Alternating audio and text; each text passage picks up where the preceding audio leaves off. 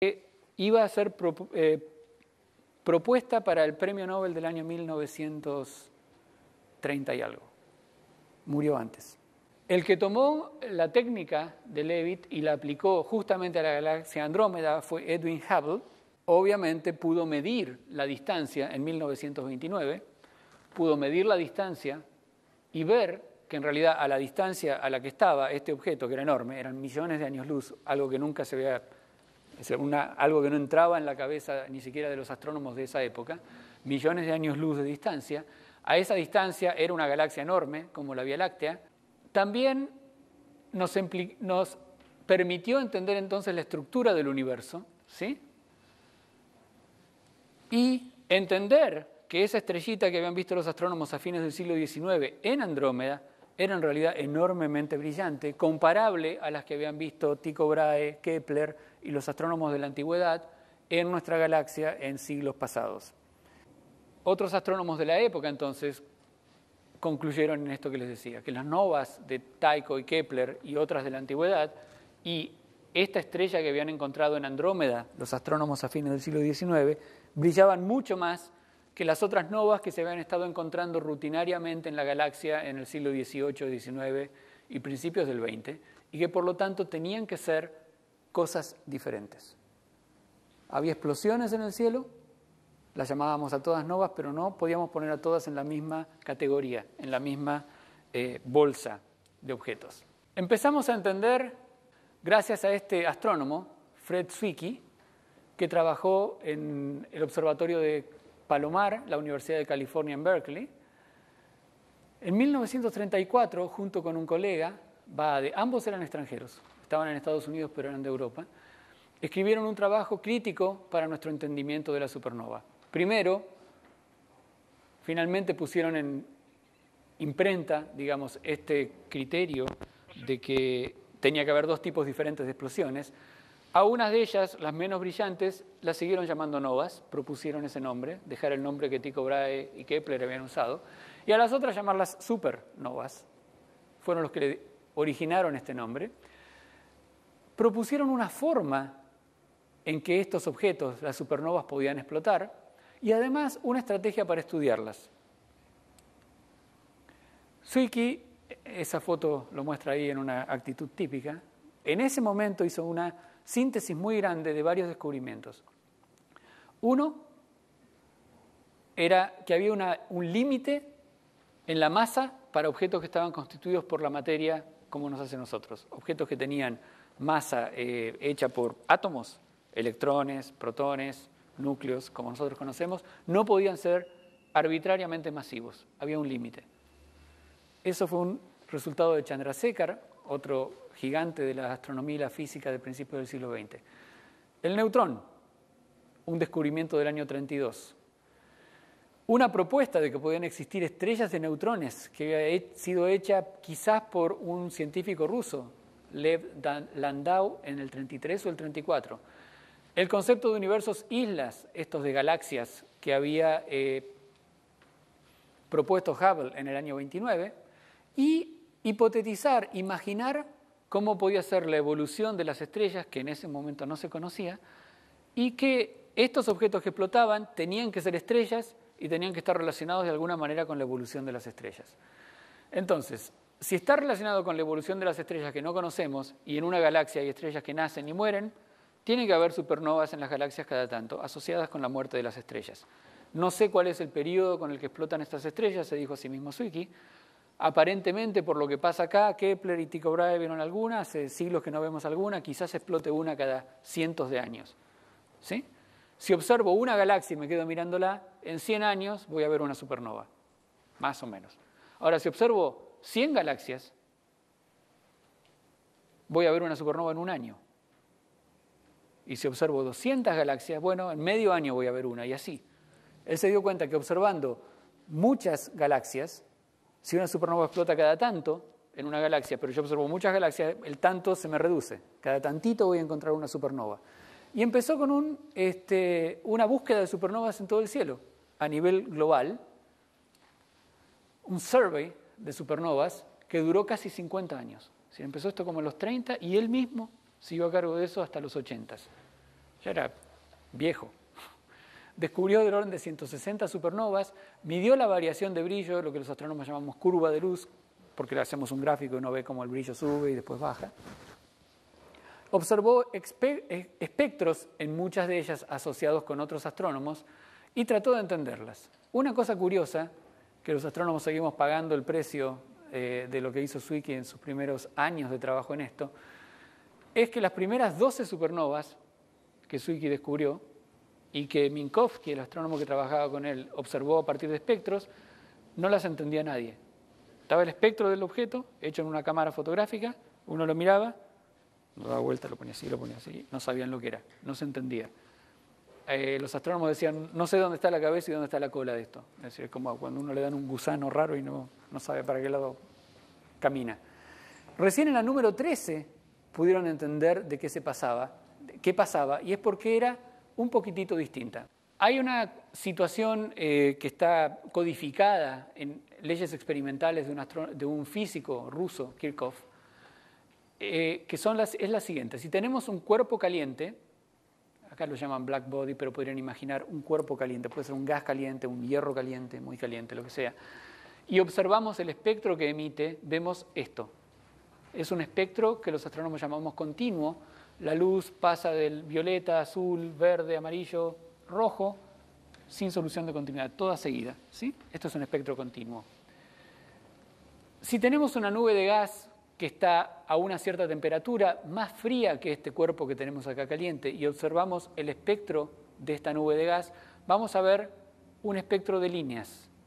El gas no emite como el cuerpo sólido o gaseoso denso, un gas tenue emite líneas. En alguna longitud de onda específica, una línea. Esto es como la huella digital de los seres humanos. Distintos gases emiten distintos patrones de líneas. Si a un astrónomo le muestran un patrón de líneas, puede decir ese gas es hidrógeno, helio, carbono, flúor. Quizás no lo pueda decir así, tenga que ir a un catálogo y fijarse cómo es el espectro del flúor, ¿sí? Pero, digamos, es posible, lo que quiero decir es posible entender la identidad del gas que está ahí mirando las líneas del espectro. Si miramos la luz del cuerpo caliente que pasa por el gas un poquito menos caliente y tomamos el espectro, se da una situación curiosa. Vemos una superposición de ambos, pero de la manera siguiente. El espectro continuo se ve igual, salvo en las regiones donde teníamos líneas brillantes del gas, donde ahora vemos líneas oscuras. Esta radiación, con longitud de onda azul, es muy energética. Esta radiación que está acá es menos energética. Si el espectro que vemos tiene mucha de esta radiación, es muy brillante en el azul, sabemos que el objeto es muy caliente. Si el objeto tiene más brillo de este lado que de este, sabemos que el objeto es frío. Es algo como lo que el ojo tiene calibrado cuando uno mira un hierro caliente. Lo calentamos y al principio casi no brilla, después empieza a brillar con un color rojo apagado, pues rojo brillante, naranja, amarillo, blanco, ahí se funde. Y si lo pudiéramos seguir calentando lo veríamos azul. Eso es simplemente lo que el ojo detecta, es decir, el ojo también detecta colores, ve en cierta medida un espectro. Si es muy azul, está muy caliente, muy energético, si es más rojo, es más frío. Podemos, para un espectro entonces como ese de combinación entre líneas y continuo, el que veíamos cuando teníamos gas frío y un objeto muy caliente más atrás, hacer un trazado, es decir, esto es la foto, podríamos medir la intensidad de la luz en distintos lugares y veíamos que, bueno, el continuo brilla, la línea saca energía, el continuo brilla, la línea saca energía, etc. Así es como los astrónomos trabajamos con un espectro, no tanto con la foto, sino con el gráfico de la intensidad. La interpretación de un objeto que nos muestra ese espectro es, como en el Sol muestra este espectro, tenemos un objeto caliente y tenemos fuera de ese objeto caliente una atmósfera un poco más fría, que es la que produce esas líneas. La fotósfera, la parte que produce la radiación que se ve en el continuo, y la atmósfera que absorbe la energía. Esa es una foto de un espectro del Sol, desde la parte muy energética hasta la parte menos energética, con todas las líneas que uno puede ver. Son miles y miles. ¿Sí? Cuando uno aumenta eso, ve miles y miles de líneas que nos permiten entender los elementos químicos que hay en el Sol. Y si hacemos un gráfico de eso, vamos a ver algo como esto. ¿Sí? Por ejemplo, una línea, yo conozco algunas de estas líneas. Esa línea que está ahí, más o menos en 6.500 angstroms, es... esto que tengo abajo es longitud de onda, medida en angstroms. Esto es intensidad de la luz. Esa, como en 6.500 angstroms, es del hidrógeno. H-alfa se llama. Estas dos que están acá son del calcio. Hay otras del calcio ahí. Esas grandes que están ahí son del calcio. Bueno, y el resto de elementos químicos hacen distintas líneas.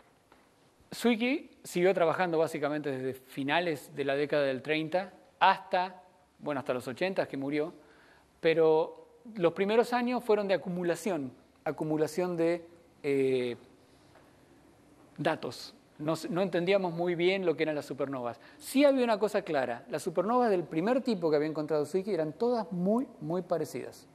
¿Sí? Muy parecidas. No se sabía lo que eran, pero eran todas muy parecidas. El espectro era prácticamente igual para las supernovas cuando explotaban, cuando llegaban a su máximo de luz y cuando iban bajando. Y además la curva de luz era muy parecida en todas. Entonces, eso era interesante e indicaba un escenario que era muy uniforme. Es decir, si todos los objetos son iguales, tienen que ser objetos iguales que explotan. No entendíamos lo que era, pero sabíamos que eran todos iguales entre sí. Donde sí hubo avance en ese momento fue en seguir adelante identificando los sitios, es decir, observando los sitios donde los astrónomos de la antigüedad habían encontrado estas estrellas invitadas. Hubo un astrónomo sueco, Lundmark, y un astrónomo de Estados Unidos, Mayall, que se dieron cuenta de que la supernova del año 1054 en particular, la que nadie había visto en Europa y que había sido catalogada en China, estaba en un lugar donde se ve esto ahora. ¿Sí? Eso seguía entonces permitiendo confirmar el escenario explosivo. Si uno mide o trata de medir la distancia a este objeto y toma el tamaño que tiene el objeto y mide la velocidad con la que se está expandiendo, cosa que uno puede hacer sacando imágenes cada 10 años o cada 20 años, uno puede medir la velocidad con la que se está expandiendo a la distancia que está, uno encuentra que el objeto estaba todo en un punto hace más o menos 1000 años. ¿Sí? Que es la época en que los chinos hicieron la observación. O sea, el círculo se cierra. Ese objeto es la supernova del año 1054 que los chinos catalogaron. Y lo mismo pasa con todos. Una de las cosas interesantes de esta supernova es que si observamos ahí, en la parte central, vemos este objeto, con ese punto en particular en el medio. Un objeto muy brillante. Esta es la del año 1085. Esta es la del año 386. Esta es la del año 1006, la que fue muy, muy brillante. Esta es la de Tycho Brahe. Le gustaría a Tycho ver eso ahora. Esta fue la de Kepler. Y esta es la del año 1686 que nadie vio. El paso siguiente, para poder añadir el otro escenario a las supernovas, y todavía no se los he contado, hubo que entender física nuclear. Física y astronomía van de la mano. Ambas permitieron entender la teoría de la evolución estelar y así pudimos finalmente poner en orden los conceptos, finalmente darle forma al escenario propuesto por Zwicky y Baade, que era que las estrellas llegan a algún momento al final de su vida y algo les pasa y explotan. Y entender los dos posibles escenarios. Ambos resultan lógicamente del proceso de envejecimiento de las estrellas y de la lucha constante que entendemos ahora entre la presión del gas que tienen las estrellas y la gravedad que trata de colapsarlas. Ahora les cuento la propuesta de Zwicky. Zwicky tenía en mente una estrella como estas estrellas que son el resultado de evolución masiva, para estrellas muy masivas, que llega a un momento de la vida formando un núcleo de hierro que está en este límite que Chandrasekhar había predicho. No puedo aceptar más masa porque dejo de ser materia. ¿Sí?